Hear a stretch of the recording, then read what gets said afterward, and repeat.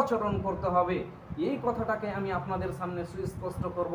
শুধু হচ্ছে পিতামাতার সঙ্গে সদাচরণ করতে হবে, এবং যাদের পিতামাতা নাই, মারা গেছে, তাদের জন্য আমার এবং আপনার করণীয় কি, সেইগুলো নিয়ে সুস্পষ্ট করব ইনশাআল্লাহ।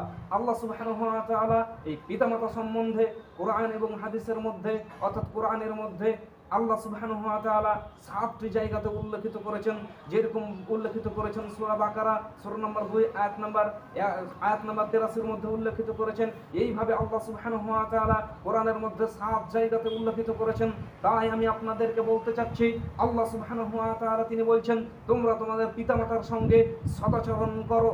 সদাচরণ জিনিসটা কি, সেই জিনিসটা আমাদেরকে জানতে হবে। অর্থাৎ আল্লাহ সুবহানাহু ওয়া তাআলা পিতামাতার সঙ্গে যে সদাচরণ করতে বলেছে, সেই দিকে আমাদেরকে সর্বসময় আমাদেরকে খেয়াল রাখতে হবে।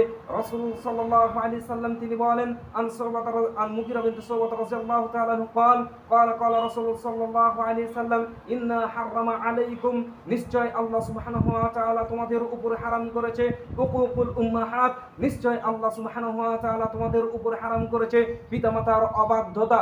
তাহলে এই হাদিস দ্বারা সুস্পষ্ট হয় যে পিতামাতার উপরে যদি আমরা অবাধ্য হই, সেটা হচ্ছে হারাম। পিতামাতার উপরে অবাধ্য হওয়া চলবে না, পিতামাতার উপরে অবাধ্য হওয়া চলবে না, পিতামাতার উপরে অবাধ্য হওয়া চলবে না। সম্মানিত উপস্থিতি, আমাদেরকে পিতামাতার সঙ্গে সদাচরণ করতে হবে, তাদের সঙ্গে সৎ ব্যবহার করতে হবে, তাদের অবাধ্য হয়ে চলা যাবে না। সম্মানিত উপস্থিতি, নবী করিম সাল্লাল্লাহু আলাইহি সাল্লামের কাছে একজন ব্যক্তি আসলেন, তারপরে এসে বললেন, রাসূল সাল্লাল্লাহু আলাইহি সাল্লামকে তিনি বললেন, রাসূল সাল্লাল্লাহু আলাইহি সাল্লামকে তিনি বললেন, উরিদু আন উজাহিদ মাআক ফি সাবিলিল্লাহ, আল্লাহ রাসূল আমি আপনার সঙ্গে জিহাদ করতে যেতে ইচ্ছুক। আল্লাহ রাসূল আপনি আমাকে জিহাদ করতে নিয়ে যাবেন। অর্থাৎ আল্লাহ রাসূল সাল্লাল্লাহু আলাইহি সাল্লামের কাছে পরামর্শ চাইলেন। রাসূল সাল্লাল্লাহু আলাইহি সাল্লাম তিনি বললেন, আ উম্মুকা হাইয়া, তোমার মা কি জীবিত রয়েছে? তোমার পিতামাতার মধ্যে কোনো একজন ব্যক্তি কি জীবিত রয়েছে? তখন সেই ব্যক্তি বলল, নাম আল্লাহ রাসূল, হ্যাঁ আমার মা জীবিত রয়েছে, বা হয়তো আমার পিতা জীবিত রয়েছে। তখন তিনি বললেন এ কথা। রাসূল সাল্লাল্লাহু আলাইহি সাল্লাম তিনি বললেন, ফাবাররাহা, তুমি তোমার পিতামাতার সেবা যত্ন করো, তুমি তোমার পিতামাতার সেবা যত্ন করো, তোমাকে জিহাদে যেতে হবে না, তুমি তোমার পিতামাতার সেবা যত্ন করো। সম্মানিত উপস্থিতি, এই হাদিস দ্বারা সুস্পষ্ট হয় যে জিহাদের চাইতে অতি উত্তম হচ্ছে পিতামাতার সেবা যত্ন করা। জিহাদের চাইতে অতি উত্তম হচ্ছে পিতামাতার সেবা যত্ন করা। তাহলে আমাদেরকে পিতামাতার সেবা যত্ন করতে হবে। কেন সেবা করতে হবে? পিতামাতা কি? অর্থাৎ আল্লাহ সুবহানাহু ওয়া তাআলা পিতামাতার স্থান দিতে নিজের কাছে পর্যন্ত নিয়ে চলে গেছেন। আল্লাহ সুবহানাহু ওয়া তাআলা পিতামাতার স্থান দিতে নিজের কাছে পর্যন্ত নিয়ে চলে গেছেন। কিরকম একটি আমি আপনাদের সামনে দোয়া পেশ করি, যেটি হচ্ছে রব্বিরহামহুমা কামা রাব্বায়ানিস সাগীরা। সম্মানিত উপস্থিতি, রব্বিরহামহুমা কামা রাব্বায়ানিস সাগীরা আমাদের কাছে অর্থাৎ হচ্ছে দুইটি রব। এক হচ্ছে আল্লাহ সুবহানাহু ওয়া তাআলা হচ্ছেন আসল রব, আল্লাহ সুবহানাহু ওয়া তাআলা হচ্ছেন হাকিকি রব, এবং পিতামাতা হচ্ছে মাজাজি রব। যা এই দোয়ার মধ্যে আপনার সামনে আমি সুস্পষ্ট করাতে চাচ্ছি যে আল্লাহ সুবহানাহু ওয়া তাআলা হচ্ছেন হাকিকি রব, রব্বিরহামহুমা, ই আমার প্রতিপালক, ই আমার আসল রব। যিনি হচ্ছেন প্রতিপালক অর্থাৎ হচ্ছে আল্লাহ সুবহানাহু ওয়া তাআলা, তিনি হচ্ছেন আসল রব। আর মাজাজি রব হিসাবে হচ্ছেন তিনারা হচ্ছেন পিতা এবং মাতা। সম্মানিত উপস্থিতি, লালন পালনের ক্ষেত্রে মাজাজি রব হচ্ছেন পিতা এবং মাতা। রব্বিরহামহুমা, এ আমার প্রতিপালক, এ আমার আসল রব, রব্বিরহামহুমা কামা রাব্বায়ানিস সাগীরা, তুমি আমার পিতামাতার প্রতি ওই মতো ভাবে যেরকম আমার পিতামাতা শৈশবে আমার প্রতি লালন পালন করেছে, সেই মতো ভাবে আল্লাহ তুমি আমার পিতামাতার প্রতি লালন পালন করো। সম্মানিত উপস্থিতি, তাহলে আমরা আল্লাহ সুবহানাহু ওয়া তাআলাকে দেখাতে চাচ্ছি বা বলতে চাচ্ছি, এ আমার আসল প্রভু, তুমি আমার মাজাজি রব, অর্থাৎ কামা রাব্বায়ানিস সাগীরা, আমার মাজাজি রবের প্রতি তুমি আমাকে যে মতো ভাবে লালন পালন করেছে, সেই মতো ভাবে তুমি আমার পিতামাতার প্রতি লালন পালন করো বা তাদের সেবা যত্নের দায়িত্ব আল্লাহ তুমি নাও। এই মতো ভাবে আমরা আল্লাহ সুবহানাহু ওয়া তাআলাকে জানাতে থাকি। সম্মানিত উপস্থিতি, তাহলে পিতামাতা হচ্ছেন মাজাজি রব, এবং লালন পালনের ক্ষেত্রে পিতামাতা আমাকে এবং আপনাকে প্রত্যেকজন ব্যক্তির ক্ষেত্রে পিতামাতা পৃথিবী ভ্রমণ করাতে শিখিয়েছে, খানা খাওয়াতে শিখিয়েছে, অনেক জিনিসের ক্ষেত্রে তাদের অসংখ্য অসংখ্য অবদান রয়েছে, সেইগুলোর দিকে আমাদেরকে তাকিয়ে দেখতে হবে। কিন্তু আমরা কি করে থাকি? পিতামাতার অবাধ্য হয়ে যাই, পিতামাতার অবাধ্য হয়ে চলি। এই ব্যাপারে আমি আপনাদের সামনে এই মর্মে একটি হাদিস তুলে ধরি। রাসূল সাল্লাল্লাহু আলাইহি সাল্লামের কাছে তিনজন ব্যক্তি আসলেন, এসে তারা অনেক বড় পাপ করেছে।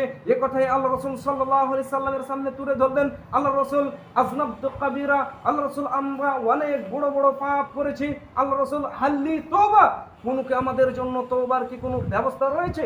আল্লাহ রাসূল আমরা অনেক বড় বড় পাপ করেছি, আমাদের জন্য কি কোনো তওবার ব্যবস্থা রয়েছে? হাল্লি তওবা, আমার জন্য কি কোনো তওবার ব্যবস্থা রয়েছে? আল্লাহ রাসূল সাল্লাল্লাহু আলাইহি সাল্লাম, আল্লাহ রাসূল সাল্লাল্লাহু আলাইহি সাল্লাম তাকে জিজ্ঞাসা করলেন, আউম্মুকা হাইয়া, তোমার মা এবং বা তোমার পিতা উভয়ের মধ্যে, দুইজনের মধ্যে কোনো একজন ব্যক্তি কি জীবিত রয়েছে? তখন তারা বললেন, হ্যাঁ, আমার মা বা পিতা জীবিত রয়েছে। তখন তিনি বললেন, ফাবাররাহা, তোমরা তোমার পিতামাতার সেবা যত্ন করো, তোমরা যত বড় পাপ হোক না কেন আল্লাহ সুবহানাহু ওয়া তাআলা ক্ষমা করে দেবেন।